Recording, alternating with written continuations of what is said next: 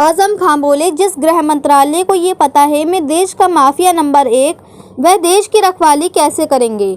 मुरादाबाद में सपा नेता आजम खान 2008 के एक मामले में पेशी के लिए मुरादाबाद कोर्ट पहुंचे, जहां आजम खान समेत कई विधायक और सपा के नेता आरोपी हैं।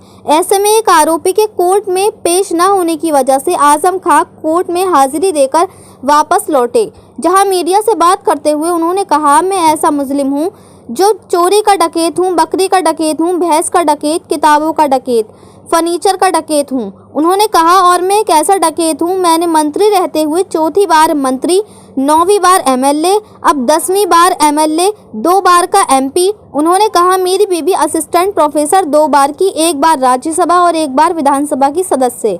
उन्होंने कहा, मेरा बेटा एमटेक पास, दूसरी बार एमएलए।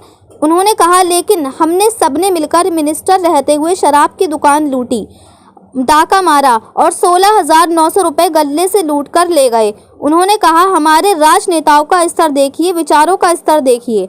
आजम खान ने कहा, पहले नंबर का माफिया, यूनिवर्सिटी का फाउंडर, बच्चों के सीबीएसई बोर्ड के 4 स्कूल चलाने वाला फाउंडर, माफिया नंबर 1 हूँ मैं देश का। आजम खान ने कहा, जिस गृह मंत्रालय को ये मालूम है कि मैं माफिया नंबर 1 हूँ, वो देश की रखवाली कैसे करेंगे। क्या है इंटेलिजेंस?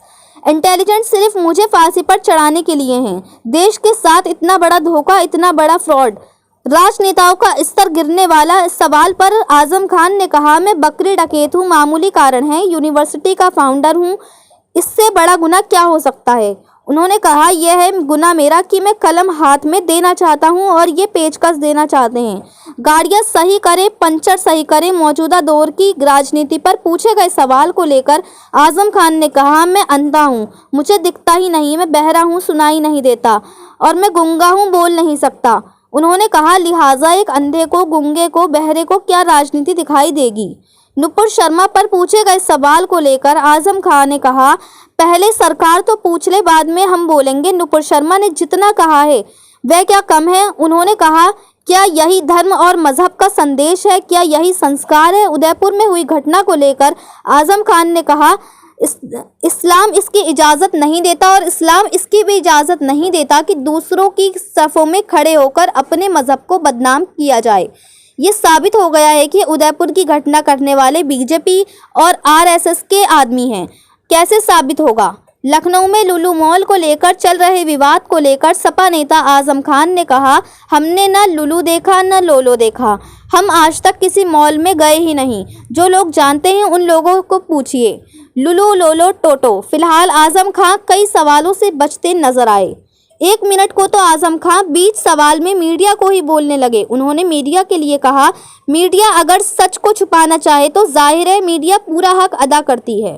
इस दौरान आजम खान की पेशी के लिए सुबह से ही कचहरी परिसर में कई थानों की पुलिस के साथ भारी मात्रा में फोर्स तैनात किया गया था। मुरादाबाद से परवेज अंसारी की रिपोर्ट।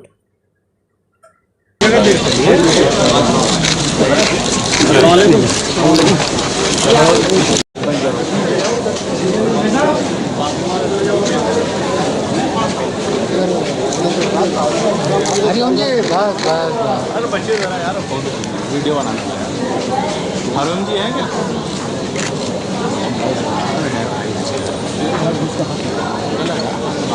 बाद में मिलेगा।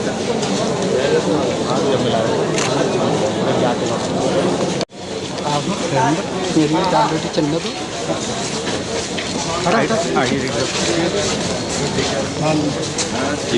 तो वो दो गाड़ी भैया थोड़ा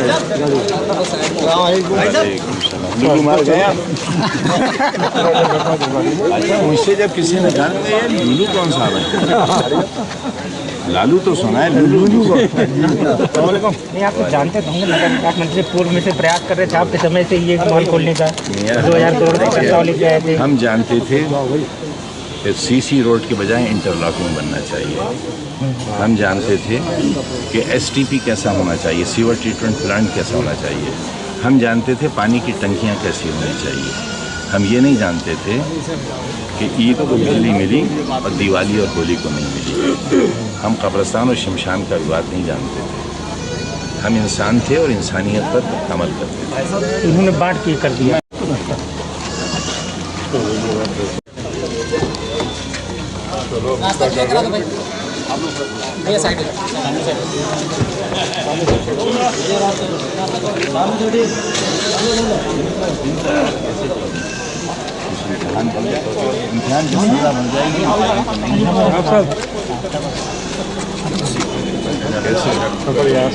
अच्छा भाई शुक्रिया। मगर यार तुम अपना तो कुछ दिखाई नहीं सकते, सब वो दिखाओगे जो मालिक कहेगा हैं? और मालिक वो कहेगा जो उसका मालिक कहेगा। चलो कोई बात नहीं, चलो जी बात कोई बात बैठिए। अरे नहीं हमारा घर तो जेल मत देख भाई। मैं ये कह रहा हूँ मुजरिम हाजिर है। कौन सा मामला है? मैं बता देता हूँ। मुलजिम, बल्कि मुजरिम नहीं, मुलजिम हाजिर है। और ऐसा मुलजिम है जो बकरी का डकैत है, मुर्गी का डकैत है, भैंस का डकैत है, किताबों का डकैत है, फर्नीचर का डकैत है। और ऐसा डकैत है जिसने मंत्री रहते हुए 4थी बार मंत्री, 9वीं बार MLA, अब 10वीं बार MLA, 2 बार का MP, leader opposition, BV assistant professor, 2 बार की, 1 बार राज्यसभा और 1 बार विधानसभा की सदस्य। मेरा बेटा जो गलगोटिया से M.Tech पास, 2री बार का MLA। लेकिन हमने सबने मिलकर मिनिस्टर रहते हुए शराब की दुकान लूटी, डाका मारा और 16,900 रुपये गले से लूट कर ले गए। शराब की बोतल देखिए, और शराब की बोतलें देखिए। स्तर हमारी व्यवस्था का, हमारे राजनेताओं का स्तर देखिए, विचारों का स्तर देखिए। पहले नंबर का माफिया, यूनिवर्सिटी का फाउंडर, बच्चों के CBSE बोर्ड के 4 स्कूल चलाने वाला फाउंडर, माफिया नंबर 1 देश का। जिस गृह मंत्रालय को ये मालूम है कि मैं माफिया नंबर 1 हूँ, देश की सरहदों की रखवाली कैसे करेंगे? क्या है इंटेलिजेंस? कहाँ है इंटेलिजेंस? सर मुझे फांसी पर चढ़ाने के लिए देश के साथ इतना बड़ा धोखा, इतना बड़ा फ्रॉड।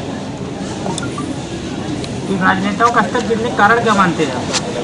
अरे भाई, कारण बकरी डकैत हूँ, मामूली कारण है। यूनिवर्सिटी का फाउंडर हूँ, इससे बड़ा गुनाह और क्या हो सकता है?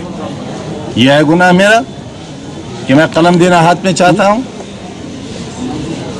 आप पेंचकस देना चाहते हैं। गाड़ियाँ सही करें, पंक्चर ठीक करें। मौजूदा दौर की राजनीति किस तरह से देखते हैं आप? अंधा हूँ, दिखता ही नहीं। आपका कहना है कि बहरा हूँ, सुनाई नहीं देता। गूंगा हूँ, बोल नहीं सकता। लिहाजा एक अंधे को, एक गूंगे को, एक बहरे को क्या राजनीति दिखाई देगी? नूपुर शर्मा के मामले में जो घटनाएं हो रही हैं उसमें क्या कहना है आपका? उससे पहले वो तो कह लें, बाद में हम कहेंगे। जितना उन्होंने कहा है वो क्या कम है? मजहबी दिल आजारी की ये रिवायत क्या सही है?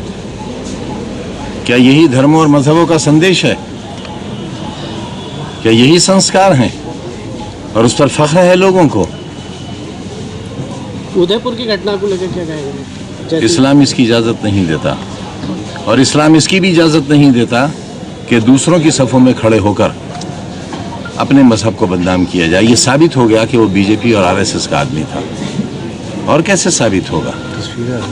लखनऊ में आप अगर इस सच को छुपाना चाहें तो जाहिर है मीडिया का आप पूरा हक अदा करते हैं। लखनऊ में लुलु मॉल को लेकर एक विवाद चल रहा है। अमा हमने ना लुलू देखा ना लोलू देखा। हम आज तक किसी मॉल में गए नहीं। जो लोग जानते हैं उनसे पूछिए, लुलू लोलो टूलू टोलो क्या साला यार बताओ, ये भी कोई बात है? लुलू लुलू और कोई काम ही नहीं है लुलू।